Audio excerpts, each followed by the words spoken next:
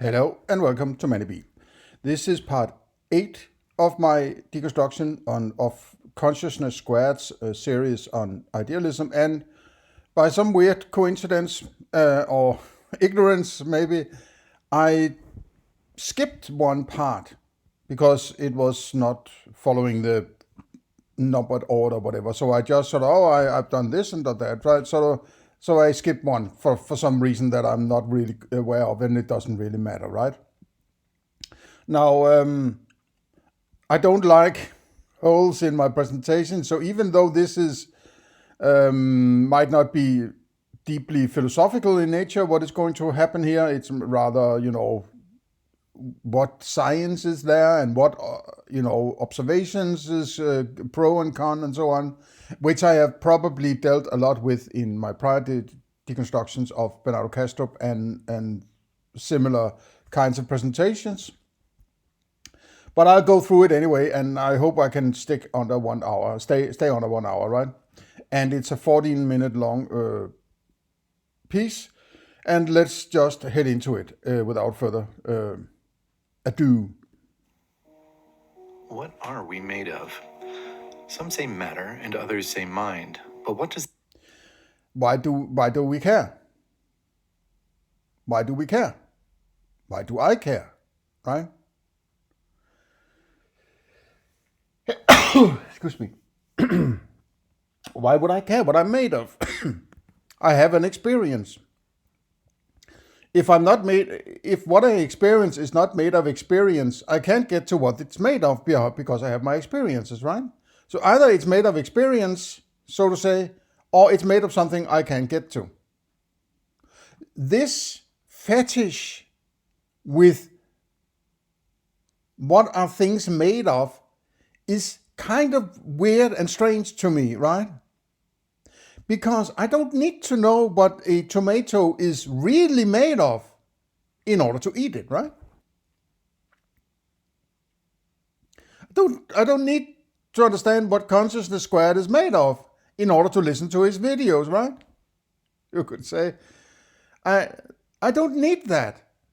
I don't care about it. First of all, I can't get to it, in my opinion. And secondly, as I say, it doesn't matter, right? Because I still only have my experience of it, right? And the reason why this keeps coming back as a question to be answered is exactly because you cannot answer it, right? Whatever you can come up with, and I need to I forgot to plug in my power supply. Hang on, Sloopy. I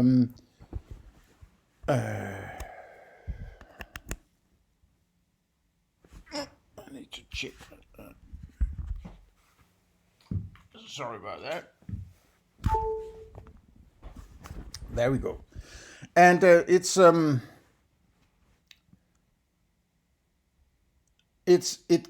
the idea of explaining what things are made of actually is an offspring from science, I would say, right?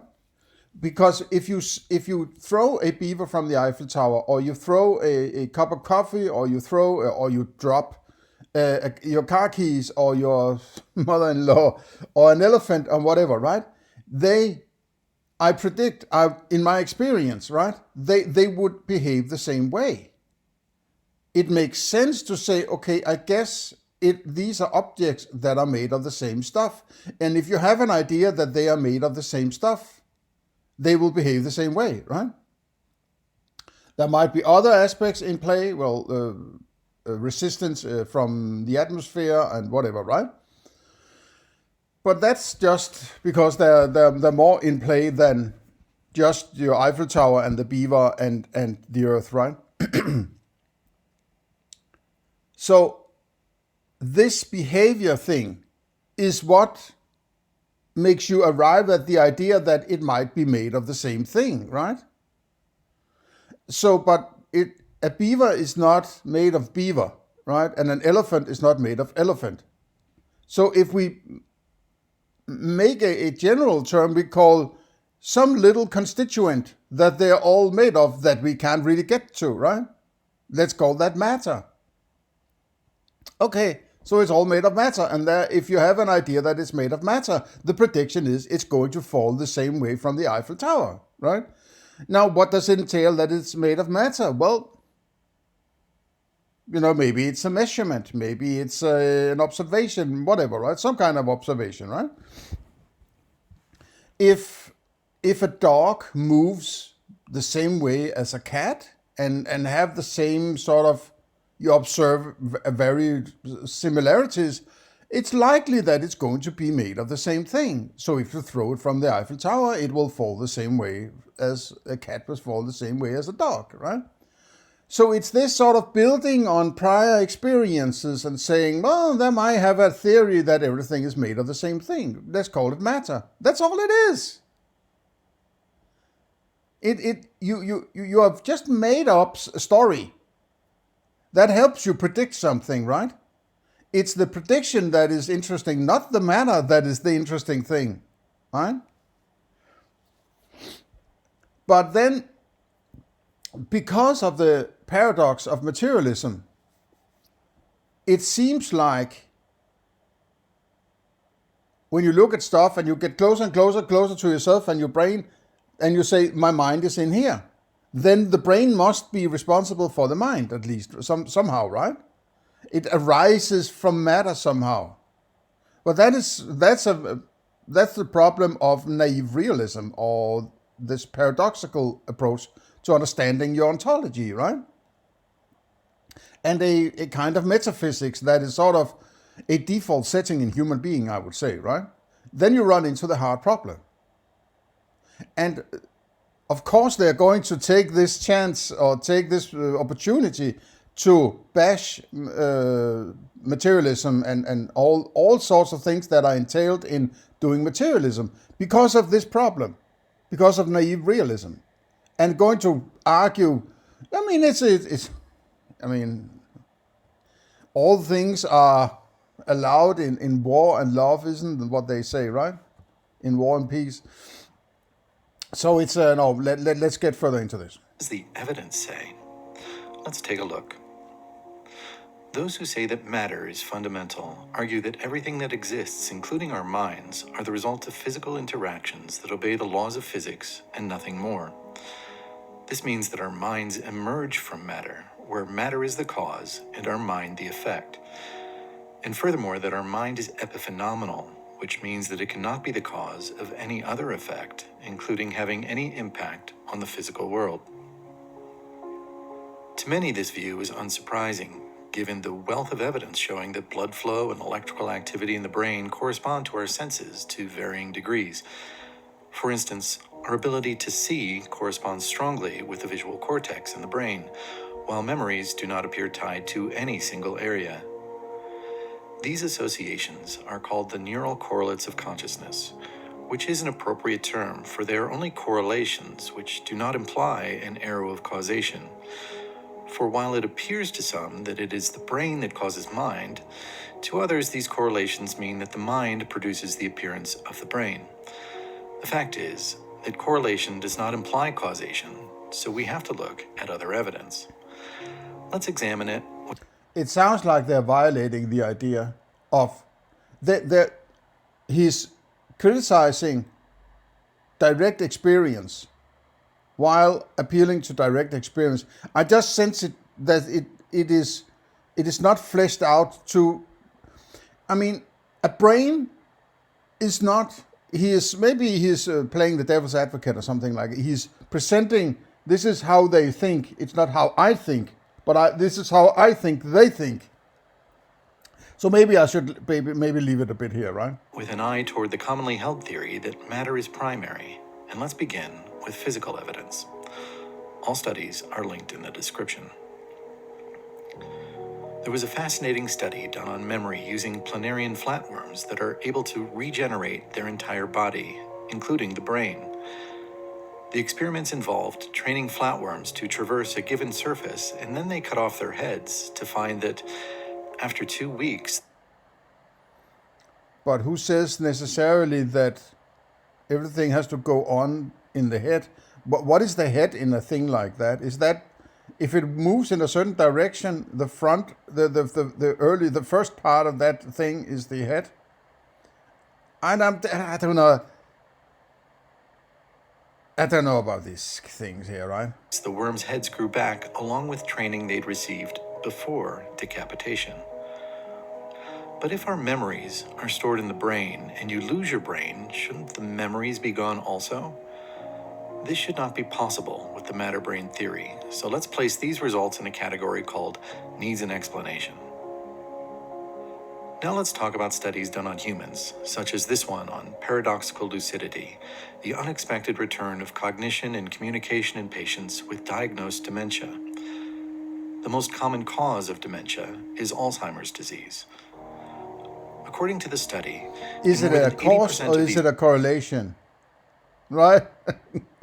you say it's a cause, but how can you if you don't have access to what is going on? You have your experiences. It's not. I mean, it's like it's this as what Richard Dawkins calls, when it comes to religion, is the god of the gaps, right? It's like, yeah, there's something that is sort of a gray area in science and, materialism, whatever you want to call it, these endeavors, right? And then they jump on that, so you can explain that, right? Huh? So therefore God, right? Something, it's this, it's so easy to, and that might shoot my own foot here, finding flaws in somebody else's philosophy, but I am not trying to say what my philosophy is through this, right? I am alluding to it. You mention my thinking here and there and everywhere, right? But I'm not making a presentation of my philosophy here. This is a presentation of idealism, right? This is not a deconstruction of materialism. That's not how I understand it, right? So this is, and you could say this might be a matter of degree, as when are you doing a presentation of your own, and when are you doing a construction or deconstruction or something else, right? But I find this to be an appeal to, or an attempt at, because there are flaws in their thinking, my thinking must be better, right?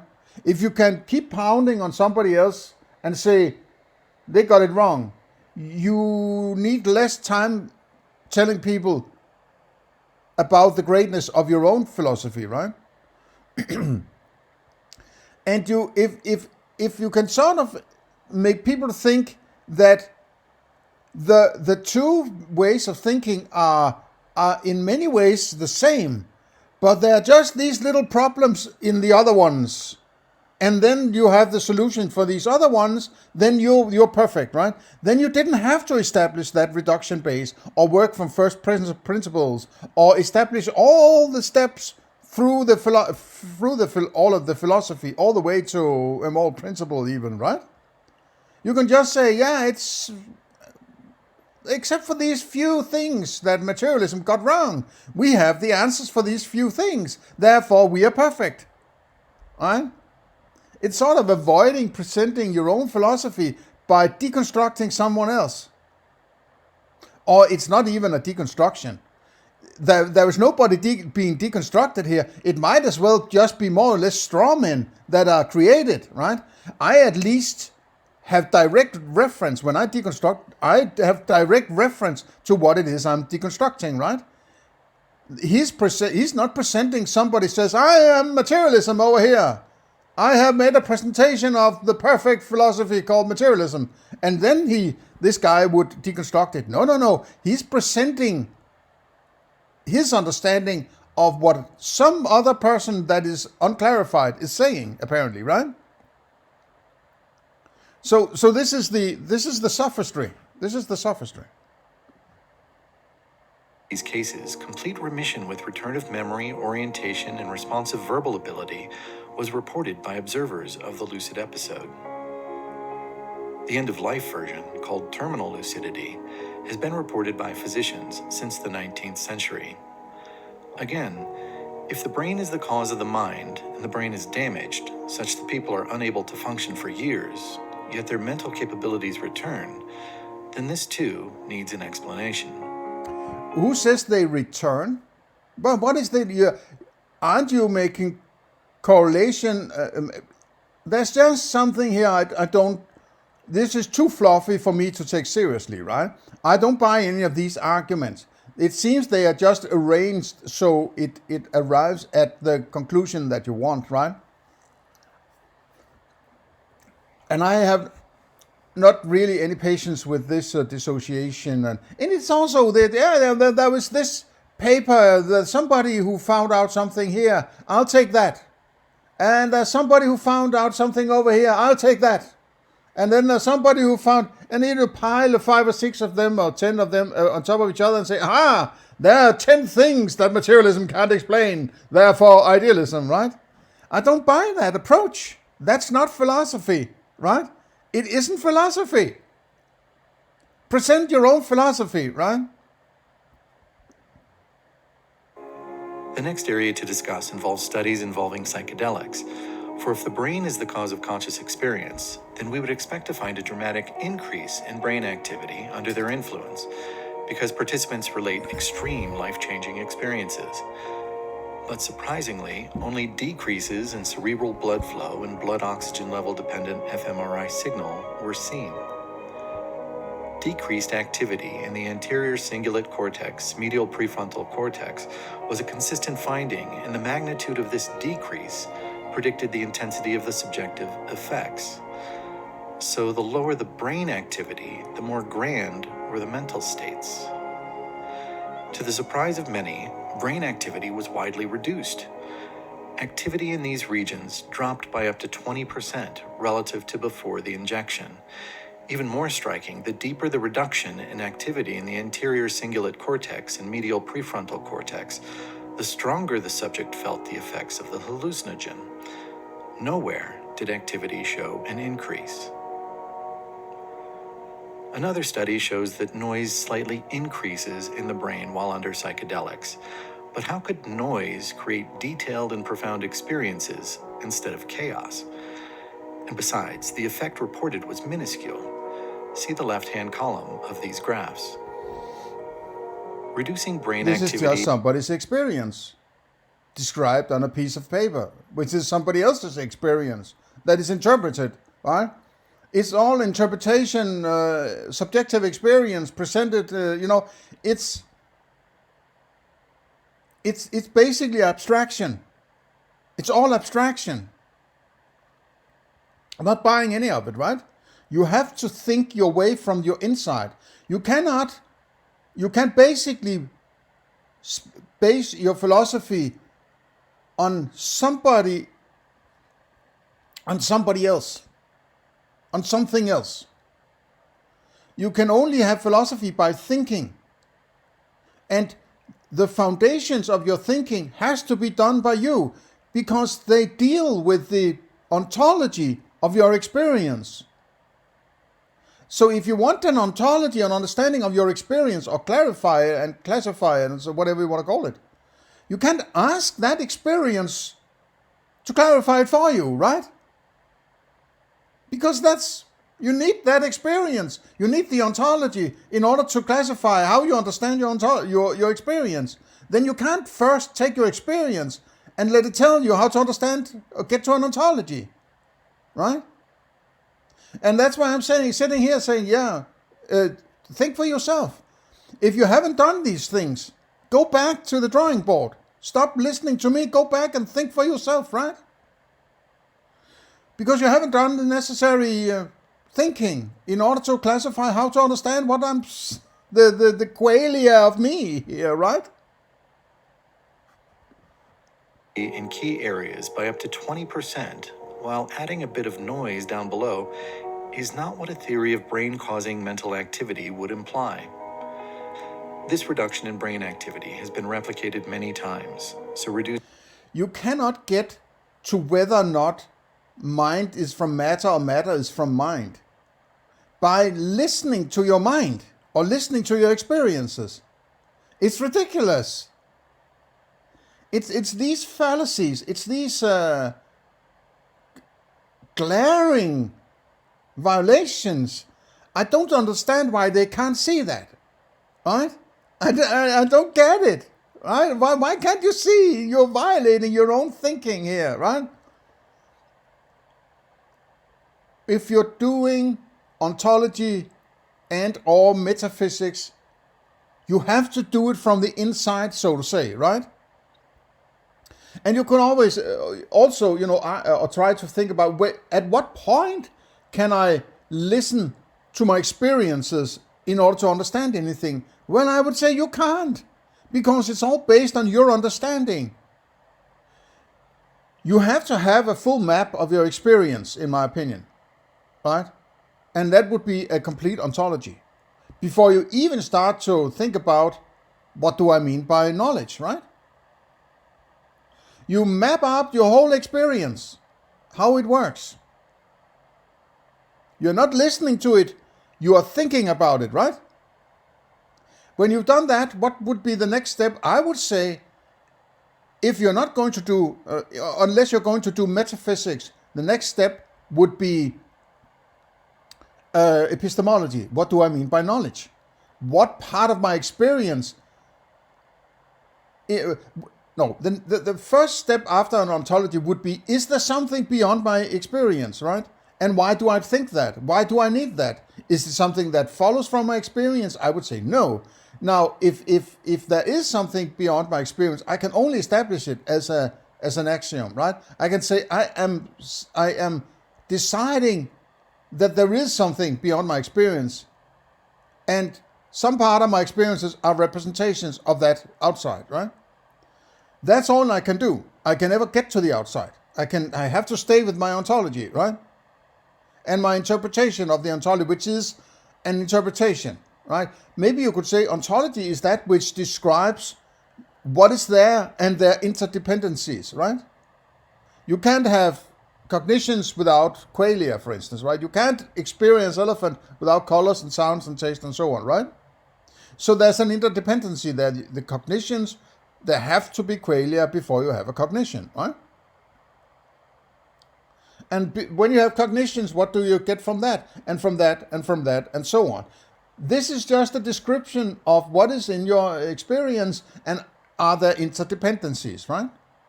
When you start to give meaning to or an interpretation of the experiences, that's another step. That would be, you could maybe say, metaphysics, right?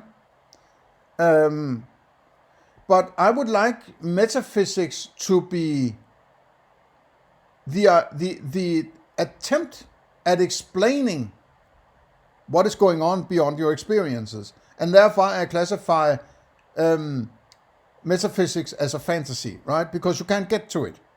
So I don't need metaphysics, right? I can work from the idea that there is an external world, but that doesn't mean I'm all of a sudden going to start talking about what it is, right? That would be a leap of so monumental proportions that it's beyond ridiculous, right? I can leap out of my own experiences and then use my imagination in order to come up with whatever is out there, right? And at the end of the day, I don't need it. I still have to live with my experiences, right? So, first of all, as I said before, you can't get there. And secondly, it doesn't matter, right? So, when you have settled on your ontology, you're doing some epistemology and arriving at a definition of knowledge, right? When you have a definition of knowledge, in my opinion, then you will clarify what you mean by objectivity, right? My knowledge is my subjective experience, right? Is there a need for talking about objectivity? Clarify that, in my opinion, right? When you've done that, then you can start on ethics, which is a description of a principle you follow when you interact with other beings, in my opinion, right? You have to establish those beings in your, whatever, ontology and so on. It has to be traceable all the way back to your reduction base, right? This is the structure of the thinking, but it's all based on my thinking. It's my experience and so on. I'm not appealing to some external world that's going to tell me how things work, because I can't get to it. It's all a fucking fantasy, right? And I'm not going to let some experience of somebody says, hey, I have done science, right? Listen to this, Qualia. This is science, Qualia. So you have to adopt it because it's whatever, right? Or it's PhD philosophy. So you have to. No, nobody, none of it. It's purely your thinking. It's your thinking. It's not somebody else's thinking, right? If you don't think you're good enough to think about these things, then what would make you good enough to think to the point where you can say, but somebody else can tell me what to think? I can't think my way to what I should think for myself, but I can think my way to somebody else telling me what to think. That's fucking stupid, right? So think for yourself. Reduced brain activity while experiencing enhanced mental activity also needs an explanation. Further evidence to be explored includes acquired savant syndrome. In acquired savant syndrome, astonishing new abilities, typically in music, art, or mathematics, appear unexpectedly in ordinary persons after a head injury, stroke, In ordinary persons? What is that? What is an ordinary person? Is it one of the peasants, right? Not one of the high-flying academics, right? It's sort of a Freudian slip, this, as one of the little peasants all of a sudden starts to make symphonies, right? Other central nervous system incident where no such abilities or interests were present pre-incident. The new skill is automatically coupled with a detailed epiphany-type knowledge of the underlying rules of music, art. Knowledge? What is knowledge in this case? Epiphany-type knowledge? Underlying rules of music or art of math? Are there rules? What is this? Right? Instead of the rules of music and art, they're given to you. Yeah. I'm going to explain mind and matter, but there are rules over here that I haven't clarified. I'm just bringing rules in now called art and music rules. Yes, that, whatever, right? It's this, when you're doing foundational shit, all of this, other things, that goes out the window. There's nothing that stays of your thinking. So far, it's a clean board. You're starting with your first steps into philosophy, into thinking about your experience, right? Nothing from the old world. Your old understanding. You're wiping the slate clean when you start on this, right? You can't, I'm going to keep the laws of music and the laws of art and the laws of science and whatever law. No, there are no laws. Nothing is given to you. You are starting with a blank slate when you're doing these kinds of philosophies, right? So you can't have this argument. It's stupid. Art or math, for example, none of which the person has studied. They know things without ever having learned them. So it is possible that brain damage can result in new knowledge. Do not try this at home.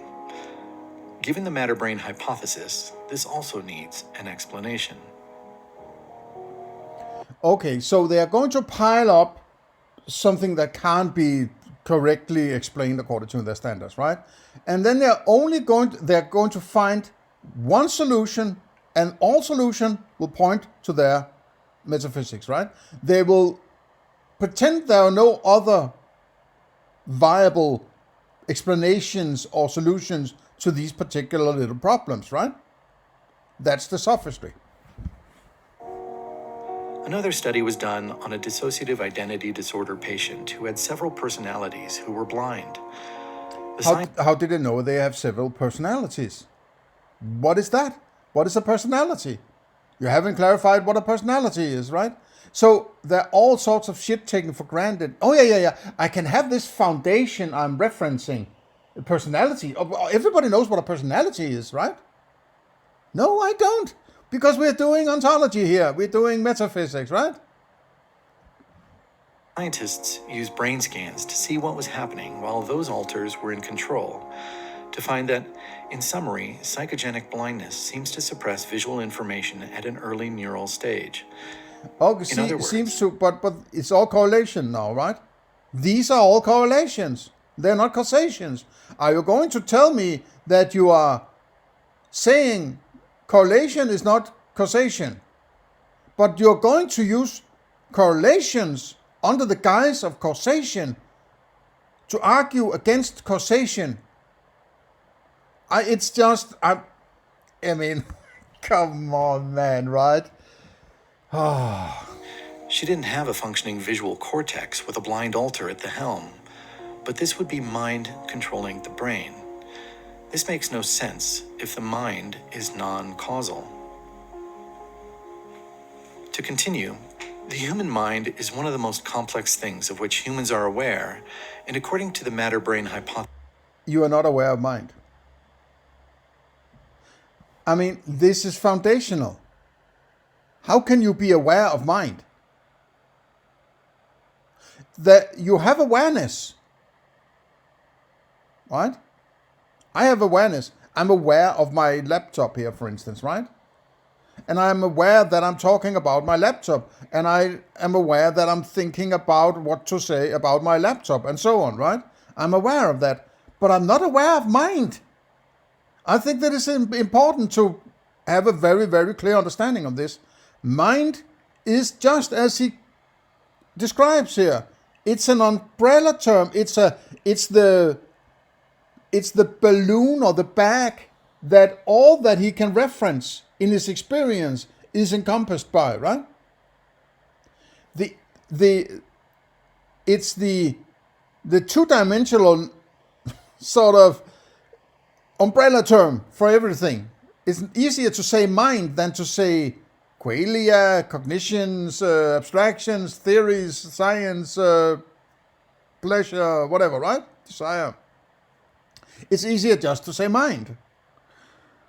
But that doesn't mean that everything within that referenced by the term mind is mind, and you can access mind. Mind is a synthetic term used to describe and encompass all that you have access to. Right? it certainly must have evolved. As we all know, evolution requires beneficial mutations. Yet under the matter-brain hypothesis, the mind is an epiphenomena and can cause nothing. Since non-causal minds have no benefits, how could the mind have evolved under this theory? This too needs an explanation. No, but then evolution is a theory based on imagining what happened in the past, right? It's an observation of what happened in the past, or an abstraction or an idea, an imagination of what happened based on evidence in the present, right? And this is purely based on observation. You can observe your way to mind, right? So it's sort of, it's just, and the idea of evidence is empirical. But you can't talk of mind as something empirical. It's an artificial term.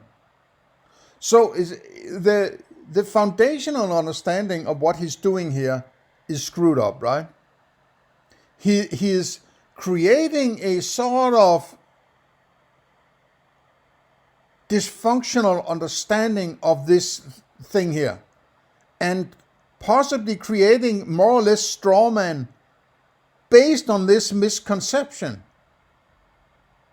in order to refute one idea of what is going on. And in the dichotomy, there's only one other solution, that is idealism, that leads to God, and everybody over there is happy, right? Let's further explore this proposed non-causal nature of the mind, for the mind is responsible for the only things that we can possibly know, which is experience itself. Fear is such an experience. Fear causes physiological changes that may produce behavioral reactions, such as mounting an aggressive response or fleeing the threat. But how can the experience of fear, an experience of the mind, result in physiological changes to the body and produce reactions? Let's throw this in the pile too. then we also need to explain the placebo effect, where a belief alone is sufficient to impact one's health. Even if we remove mind from the equation, how can the brain's reaction to a sugar pill produce a healing effect using only the laws of physics? This too makes no sense according to the matter-brain theory. Enough with the small issues. It's time to go big, or very small. Quantum mechanics truly disrupted physics with its implication that matter is non-local and can interact at great distances regardless of the speed of light. In 1964, John Stuart Bell introduced a theoretically testable hypothesis. Okay, so entanglement. So there's nothing that is local, but then you can't talk about your local experience, right? Or is locality only a part of your experience? Because you're always talking about your experiences, right? That's what you have said several times. So what is local and non-local in your experience? What does that entail? Does an experience of a tomato, is that sufficiently local? Or do you need something the size of the Eiffel Tower or something like that for it to be non-local or local or whatever, right? I don't buy this middle of the road finding discrepancies and straw manning and whatever is going on here.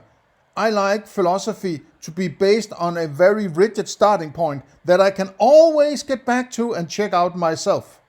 I don't need you to explain it for me, right? If I would say, go so far and saying, and it's not really far, it's straight up, decent philosophy, that a reduction base of a philosophy has to be something I can experience myself without any help, right? Without any further clarification, without any explanation, without anything. Otherwise, it doesn't work, because then there will be some person who apparently has been elevated to the one who can tell you about this reduction base. You need that priest to tell you how it works. Don't ever trust that. A reduction base that you cannot completely settle on or access completely by your own is not a reduction base. It's an appeal to manipulation, right? It's an appeal to sophistry. It's you're not good enough to think for yourself appeal, right? Therefore, it's one of the knockdown arguments, in my opinion, about why qualia is the reduction base, right?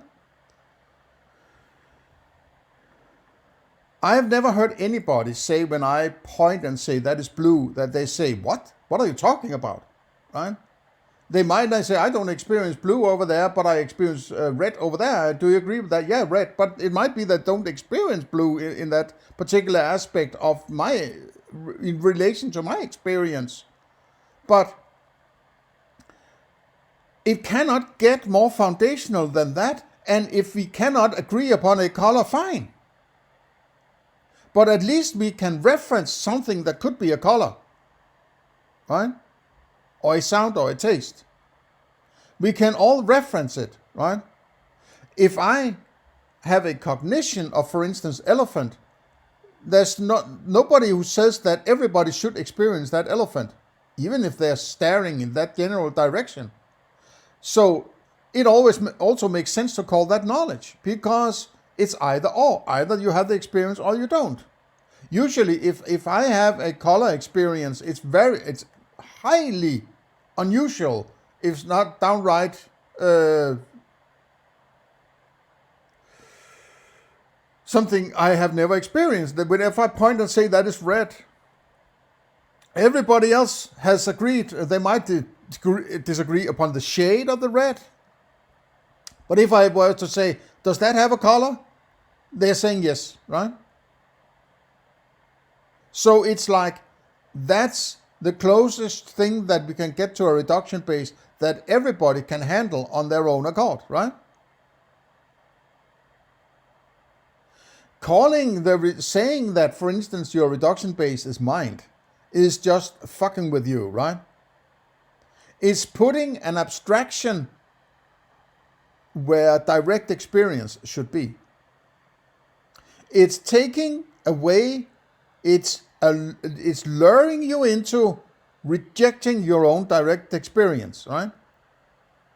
That is always, in my opinion, the step that a sophist wants to create.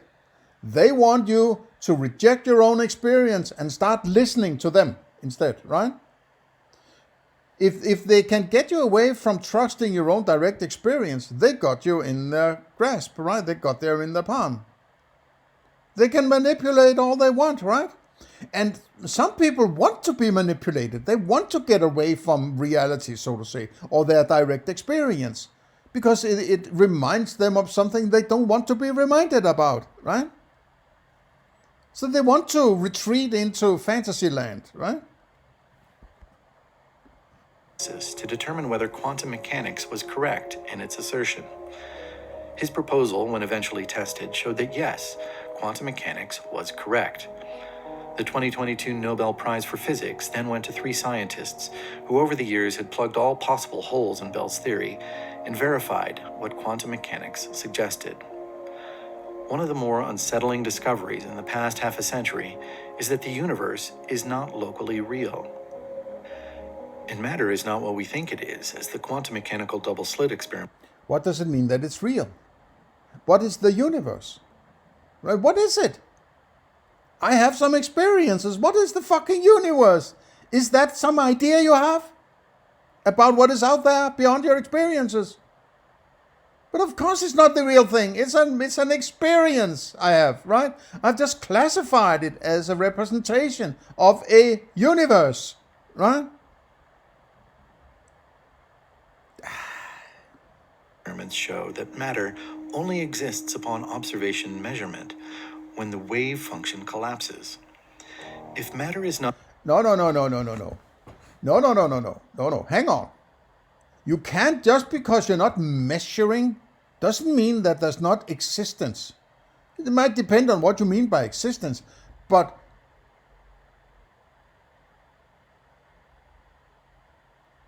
just because I'm not measuring the speed of my car doesn't mean there is no speed or there is no car, right? I know that speed is sort of an artificial construct, a definition, but you know what I mean, right? The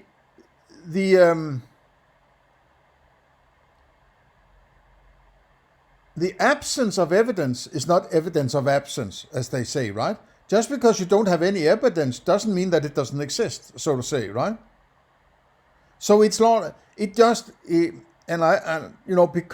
of the heart problem and the naive realism, I have a hard time trusting scientists telling me how to understand the deeper ends of this, right? I will trust my own thinking. Thank you very much, right? As I would encourage everybody to do. Trust your own thinking, right? But don't just come up with whatever bullshit you want. You have to be your own master also. You have to be your own worst critic, right? You don't just come up with some bullshit because you want it, right? That's why it's a good idea to have some standards for what it means to do good philosophy, some kind of meta-philosophy that says, well, it has to be this kind of structure, or it has to follow these kinds of steps, and, if I step from this to that, I need to argue in a particular way, and so on. For instance, a reduction base, right? Which would be a good starting point, right? If you want to use terms to describe your philosophy and your conclusions and so on, I need to have an understanding what you mean by those terms. And at some point, it has to point to something that I can experience. If I can't experience this, I don't care about it, right? So it makes perfect sense to have a reduction base that is direct experience. So these are just my thoughts on it, right? So all these sort of gray areas and cherry-picked quantum whatever, right? It's not really important when you're doing this deeper in thinking, because you have to come up with it, right? Nobody can tell you. As I said before, that's also a a paradoxical approach. It's a begging the question. You want an understanding of your experience. Then you sit down and listen to your experience to tell you how to understand your experience. Well, you need to understand your experience in order to decipher what is being said in your experience. But isn't that what you're trying to do in the first place if you're doing ontology? So it's a begging the question, right? So, not real until observed, then observation is necessarily primary, which means that the mind must precede the brain. There is so much explaining to do. Now let's look at some philosophical arguments that need addressed. And the first is the hard problem of consciousness. The hard problem of consciousness is a philosophical problem concerning why and how humans and other organisms have qualia, phenomenal consciousness, or subjective experiences. In other words, the theory that everything is solely driven by the laws of physics would be satisfied if all humans were meat zombies and had no experiences whatsoever. Yet we know that experience is all that we have. And after much study, there exists no scientific understanding at all of how consciousness might be derived from the brain, or how we can know that we know. There are only assumptions. This is the heart of the matter and demands an explanation. Next, everything that we know and everything that we can know comes to us through experiences, which are a mental phenomena. If the only thing that we can know is mental experience, then mentality is primary, and anything else, including the experience of matter, is secondary. Why must the secondary, the implied or derived thing, the physical, be assumed to be fundamental when our experience itself, an act of the mind, is obviously primary? Persons who believe the matter-brain theory need to be able to explain this reversal of the order of our experience, which is the only known. Next, consider that the laws of physics are purely about quantitative characteristics like spin, mass, charge, velocity, etc., whereas experiences are purely qualitative things like what impression a color has on you, what a texture feels like, or the impact of music. To say that the qualitative now this is also a screwed up presentation of what is going on, right? It is sort of halfway strawmanish. Because what you're doing when you're quantifying, then you're taking a particular experience and comparing it to another experience, right? If I have a beaver and I have a meter, right, a meter stick, whatever, right? Then I'm having the object beaver and I'm comparing it to stick. And I'm saying this beaver is 4 sticks long, right? That's a quantitative approach, using one object, comparing it to another object, and, using my spatial capacity in my mind to come up with a quantity. I'm not saying that these are descriptions of my experiences, because I needed my experiences of these particular cognitions in order to create the quantities, right? I would say that any decent materialist would agree with me, right? can be derived solely from the quantitative. Even if I claim that the beaver is outside my mind and the meter is outside my mind, it's still the same going on. If I said the beaver is inside my mind and the meter is inside my mind, I'm still comparing in the same space of things, right? So it's the same thing going on whether or not you're a solipsist or a materialist, right? So what is the difference from an idealist? They would say, well, I'm comparing one ripple to another ripple. Actually, I'm not really doing that. I'm having the experience of beaver instead, and I have the experience of meter instead, and I'm comparing them, but they're actually ripples. So fucking what? I'm dealing with beavers and meters, right? Is to make an ontological jump, an assumption that a lesser thing can bridge the gap to a completely different kind of thing. For instance, a computer simulation of a kidney, no matter how accurate, will not result in the computer needing to relieve itself on your desk. Oh, that's really a Bernardo Kastrup talking point, that one, right? He's really fanboying here.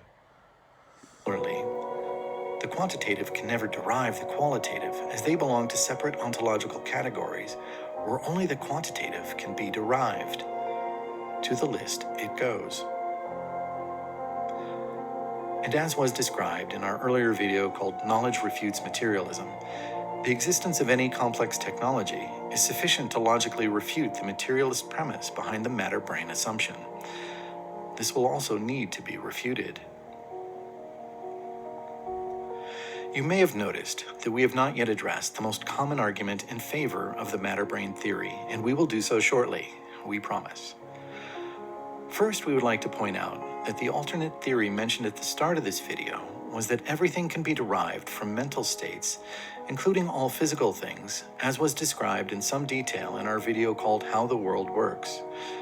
That physicality is what Everything can be explained. I don't like the use of the term explain. It's like, okay, everything is solved. All the answers have been... No. Idealism doesn't explain anything.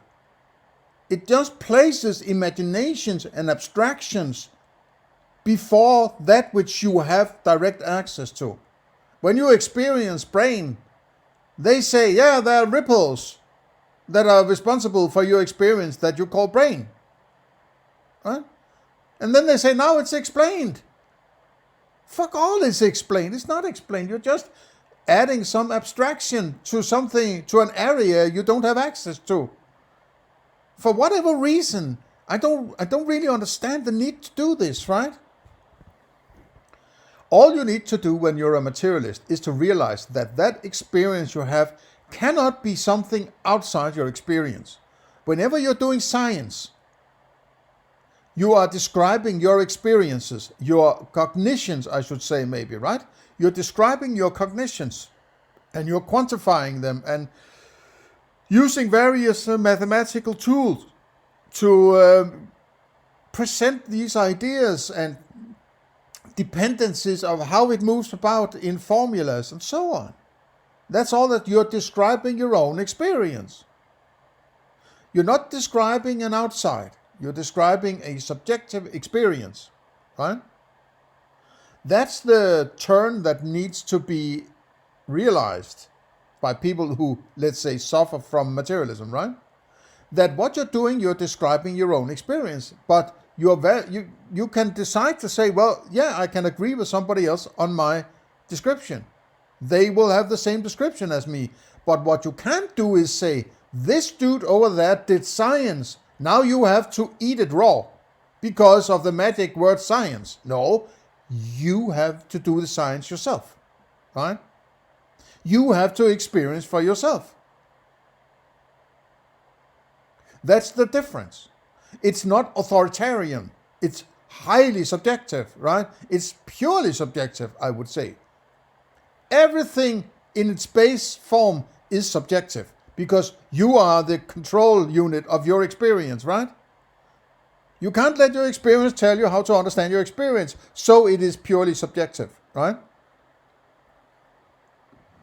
What mental states appear to us as from our individuated perspective. And secondly, we'd like to point out that everything presented in this video so far not only needs an explanation by materialists, but is also evidence of the validity of this idealist argument that mind is fundamental. Rewatch the video if you need to, or watch our introductory series playlist in order to wrap your mind around this concept. Now let's talk about the most common kind of argument in favor of the materialist view that matter is primary. It goes something like this. A neurosurgeon using a scalpel can cause a tremendous amount of damage to a patient's mental states. Therefore, matter produces the mind because the physical changes the mental, or so goes the argument. But when this argument is viewed from the idealist perspective, where everything derives from mental states, then both the scalpel and the brain are also mental states, and we all know how easily mental states can impact other mental states. In fact, we experience worlds. We all know what? We all know what? It's like, hey, of course we don't need to explain that. We all know that. No, I don't like that kind of approach. There's nothing I know. There's nothing that's given to me. There's nothing that is settled in everybody. right? No, stop that, please.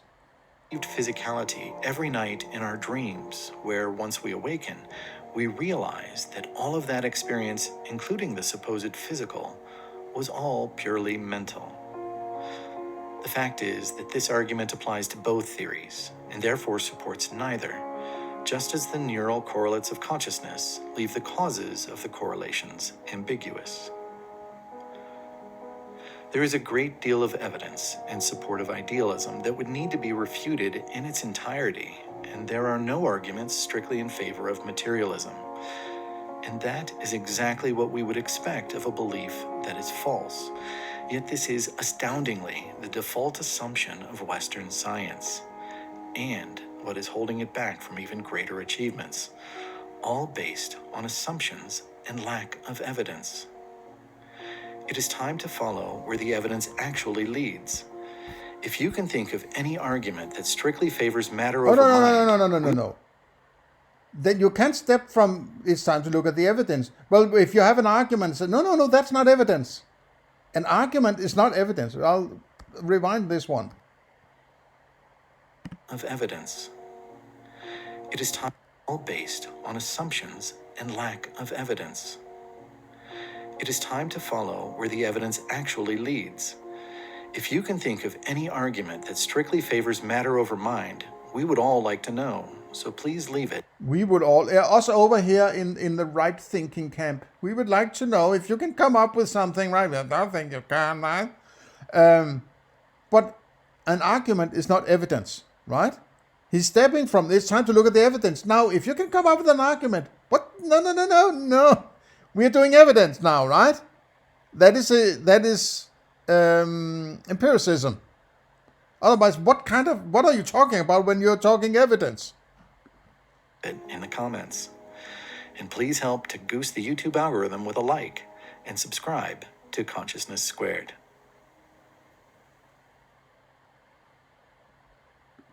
Okay, so this is this part 8 here is actually in the order of things of his presentation is before my part 7. So you should actually listen to this one before part 7, my part 7. Maybe I should change the numbering of my videos. I might actually do that, even though I'm sitting here discussing it, right? So, yeah, because you're only aware of it when, well, maybe I'm not sure about this. Maybe it doesn't really matter, right? Okay, matter. Maybe it doesn't really mind. Okay, we're approaching the 1 hour mark. Please share, like, and subscribe. Give me a comment. Consider a donation and consider joining the board. Also links to crypto donation on the board. And otherwise, have a nice day. See you in the next one.